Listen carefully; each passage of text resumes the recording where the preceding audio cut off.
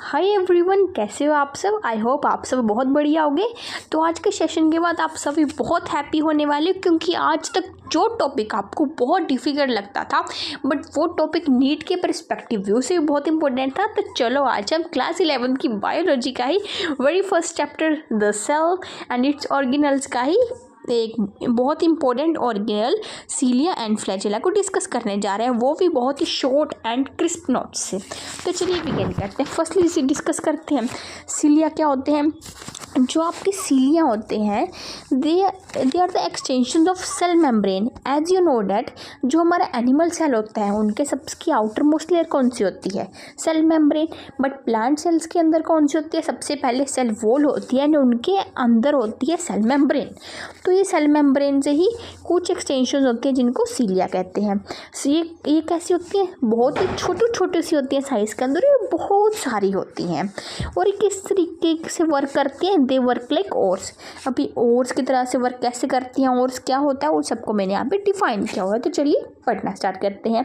They move either the surrounding fluid और they move the cell itself by their coordinated movement. अब इस बात का क्या मतलब वो चलिए हम पढ़ते हैं। इन शॉर्ट ये बोर्ड के चप्पों की तरह आसपास की फ्लूइड को भी साइड कर सकते हैं और इन सब सीलिया को कोऑर्डिनेटेड जाने एक साथ मूव करना पड़ेगा, क्योंकि अगर आधे सीलिया ने कहा कि इस तरफ जाना है और दूसरे सीलिया ने कहा कि इस तरफ, तो सेल मूव ही नहीं कर पाएगा। जैसे कि वेक्टर में भी होता है, जब दोनों साइड से फोर्स लग रही होती है तो नेट फोर्स जीरो मीन्स नल हो जाती है।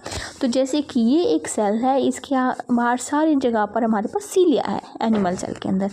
तो इसके जो सीलिया है वो कोऑर्डिनेटेड मूवमेंट करेंगे कि इधर जाना है तो ये इधर ही सभी सेल को पुश करने की कोशिश करेंगे। वरना आधों ने कहा सेल को इधर पुश करने लगे और आधे इधर पुश करने लगे तो फिर डिफ़िकल्टी हो जाएगी।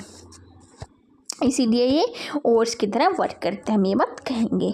अभी हम डिस्कस करेंगे फ्लैजेला को।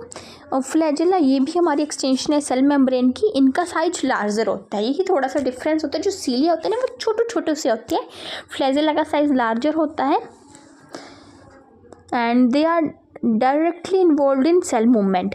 ये डायरेक्टली ही इन्वॉल्व रहते हैं सेल की मूवमेंट के अंदर।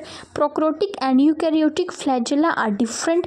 जो प्रोकैरियोट्स के अंदर फ्लैजेला होता है और यूकैरियोट्स के अंदर फ्लैजेला डिफरेंट होते हैं, क्योंकि प्रोकैरियोट्स के जो फ्लैजेला का मटीरियल होता है वो होता है फ्लैजेलन प्रोटीन एंड यूकैरियोट्स के अंदर ये बना होता है ट्यूबुलिन प्रोटीन से। और ये जो ट्यूबुलिन प्रोटीन है ये क्या है, it is a type of microtubule. Now we'll move to the next page. yes, तो ये है आपका स्ट्रक्चर। इसमें क्या होता है, जैसे कि सेल मेम्ब्रेन है, यहाँ से अटैच होता है एक फिलामेंट जो कि लॉन्गेस्ट होता है। ये होती है आपकी हुक जो कि फिलामेंट को बेसल बॉडी के साथ कनेक्ट करती है। और फिर आपका नीचे क्या प्रेजेंट होती है, बेसल बॉडी।